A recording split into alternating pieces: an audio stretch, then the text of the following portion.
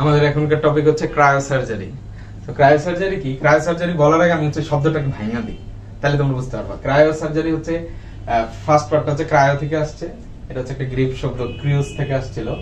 সেটা হচ্ছে, এটা মানে হচ্ছে বরফের মতো ঠান্ডা। কি ঠান্ডা? বরফের মতো ঠান্ডা। এটা ভালো করে বুঝবে, বরফের মতো ঠান্ডা। আর সার্জারি তো জানোই, যে অস্ত্রোপচার যেটা আমরা বলি আর কি, সেটা হচ্ছে শল্য চিকিৎসা। মানে ধরো কোনো কিছু কাইটা এটা যেই ইয়াটিয়া করতাম আর কি, হাতের যে চিকিৎসাটা ছিল সেটা হচ্ছে তোমার সার্জারির মধ্যে ধরো। তো ক্রায়োসার্জারিতে কি, এটা আসলে একটা চিকিৎসা পদ্ধতি।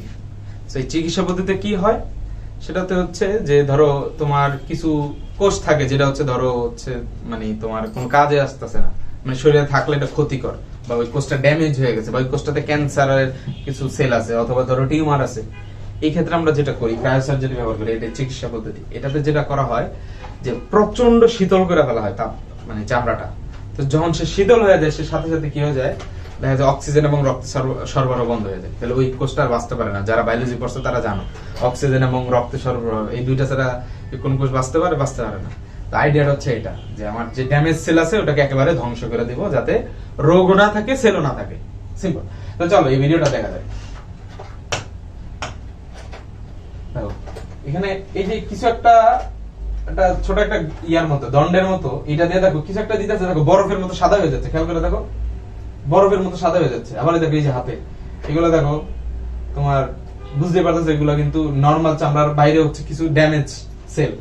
এগুলোর উপর কি দিতেছে, আবার দেখো যে মাথার মধ্যে অনেক বড় কালো দাগ হয়ে গেছে, সেলগুলো নষ্ট হয়ে গেছে। এটার মধ্যে কি করতেছে, একটা গান দিয়ে দেখো এটাকে বরফ বানায় ফেলতেছে। ঠিক আছে, একেবারে সাদা হয়ে যেতেছে। দেখো এক সেকেন্ডের জন্য পুরো সাদা হয়ে যেতেছে। তারপর দেখো যে এটা করার পর একটু শক্ত হয়ে যায়, দেন দেখা গেছে যে আরেকটা যন্ত্র দিয়ে ধরতেছে, ওইটাও আবার দেখো সাদা হইতেছে। একটু পরে দেখা যাচ্ছে দেখো এগুলো আচিল, আচিল কি হইতেছে দেখবা, এবার রাখলে বরফের মতো ঠান্ডা হয়ে যাবে, একটু পরে একটু টান দিবে, একবার পুরোটা খুলে পড়বে। ঠিক আছে, তাহলে এই হচ্ছে আমাদের ক্রায়োসার্জারি। তো ক্রায়োসার্জারির ক্ষেত্রে এই যে গান দিয়ে আমরা হচ্ছে এই যে সাদা বরফ বানায় ফেললাম। ঠিক আছে, তো মাথায় রাখবা ওইখানে আমরা আসলে কিছু গ্যাস বা লিকুইড পাঠাই, ওদেরকে বলা হয় ক্রায়োজেনিক এজেন্ট বা গ্যাসগুলো। তো ওই যে সাদা হইতেছিল, ওই সাদাটা হচ্ছে কোন একটা গ্যাস, বা তাই ওইদেরকে আমরা বলি হচ্ছে ক্রায়োজেনিক এজেন্ট বা গ্যাস। ঠিক আছে, সিম্পল। তো এদের মধ্যে যেটা আমরা ব্যবহার করি সবচেয়ে বেশি, সেটা হচ্ছে তোমার তরল nitrogen, argon, carbon die oxide, মানে এগুলো সব তরল, আর হচ্ছে ডাই, মিথাইল, ইথাইল, প্রোপেন ইত্যাদি।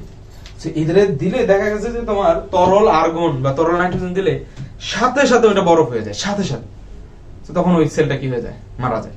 তো ওটা যেহেতু ড্যামেজ ছিল, ওটা বের হয়ে গেলে আবার নতুন কোন কোষ তৈরি হয়ে যাবে, আমাদের যেই সমস্যা ছিল সেই সমস্যাটা কি হয়ে যায়, সলভ হয়ে যায়।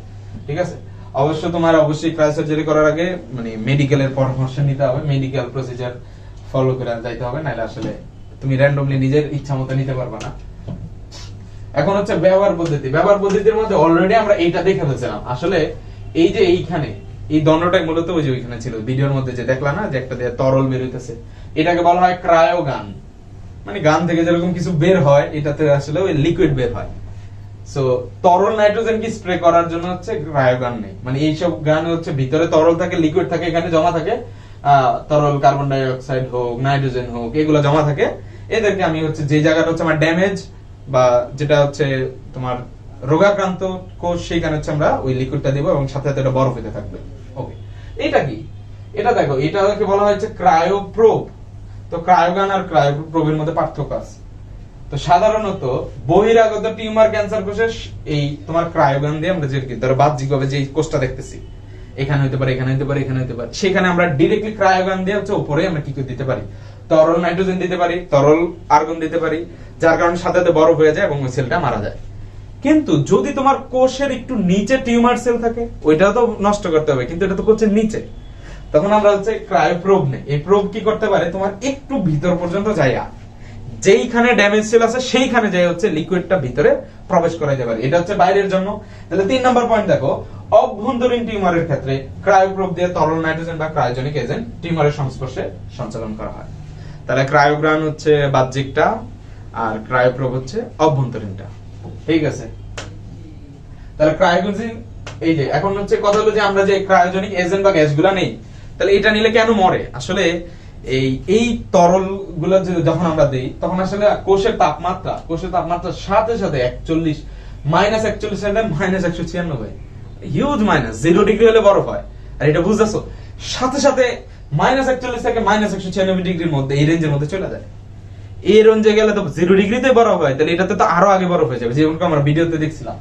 সো কোষের পানি কি হয়ে যায়, জমাটবদ্ধ হয়ে ওই টিস্যুটি বরফ পিণ্ড হয়ে যায়। আর বরফ পিণ্ড হলে রক্ত, অক্সিজেন কোনোটাই পায় না, আর কোনোটা না হলে কোষের অস্তিত্ব থাকে না, এবং ওটা মারা যায়। এবং ওটা মারা গেলে ওই জায়গায় আবার নতুন কোষ জেনারেট হয়ে ওই জায়গাটা হচ্ছে তোমার ফিল আপ করে। তাহলে ক্রায়োজেনিক এজেন্ট বা গ্যাসগুলোর সংশ্লিষ্ট মূলত এই কাজগুলো হয়। এখানে খেয়াল করো যে কোথায় কোথায় আমরা ব্যবহার করি, খুব সহজ। বাহ্যিক যেগুলোর ক্ষেত্রে একটু আগে বললাম যে ক্রায়ো গান দিয়ে যেটা আমরা করতাম, ছোট টিউমার যদি বাইরে থেকে দেখা যায়, তিল এবং আঁচিল যেমন উঠাইতেছিল, মেস্তা যে দাগগুলো যে কপালের, তারপর ত্বকের যদি ক্যান্সার থাকে, এগুলো আমরা ক্রায়োসার্জারি দিয়ে করতে পারি বাহ্যিক হলে। ওকে। আর অভ্যন্তরীণের ক্ষেত্রে দেখা যাচ্ছে যকৃত ক্যান্সারও সে সলভ করতে পারে, প্রস্টেট ক্যান্সার, ফুসফুস, মুখের ক্যান্সার, গ্রীবাদেশীয় এবং পাইলসের ক্যান্সারও যদি হয়, স্তন ক্যান্সার, মানে সকল টাইপের ক্যান্সার, মানে যেগুলো হচ্ছে চর্মভিত্তিক প্রবলেম, সেটা হচ্ছে তোমার সলভ করা যায়। তাহলে ক্রায়োসার্জারির সুবিধা কি? তো এই সুবিধা হচ্ছে এটি সার্জারির চেয়ে কম বেদনাদায়ক এবং কম ব্যয়বহুল এবং পার্শ্ব প্রতিক্রিয়া কম, মানে সবকিছুই কম। কিন্তু এখানে আরেকটা জিনিস বলার বিষয় হচ্ছে, তোমরা অনেকেই জানো যে ক্যান্সার যে রোগী হয় তাদেরকে হচ্ছে তোমার যে দেওয়া হয়, থেরাপি দেওয়া হয়, তার ফলে কিন্তু তাদের চুল পড়ে যায়। মানে ক্যান্সারের চিকিৎসা করতে গেলে দেখে যে তোমার অনেক সাইড এফেক্ট থাকে, সে দুর্বল হয়ে যায়, তার অন্যান্য রোগ সহজে বাধা বাঁচতে পারে। তো এই কাজগুলা কিন্তু এই ক্রায়োসার্জারির মধ্যে এটা নাই, পার্শ্ব প্রতিক্রিয়া খুব কম। মানে আগে ক্যান্সারে ধরো কেমোথেরাপি দিয়ে মাথার চুল সব চলে যেত, এখন ক্রায়োসার্জারি দিলে ওঠে না। ক্রায়োসার্জারি তোমার হাতে প্রবলেম, ওই হাতে দিছে, হাতের ত্বক ড্যামেজ হয়ে গেছে, ওইটারে বরফ করে দিবে, ভাঙা দিবে, বের হয়ে যাবে, নতুন কোষ জেনারেট হয়ে যাবে, সিম্পল, শেষ। তো কত সুবিধা।